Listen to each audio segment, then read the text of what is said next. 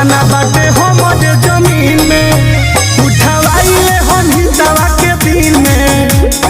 थाना बाटे हमारे जमीन में दरोगा जी से खूब बनेला हमारा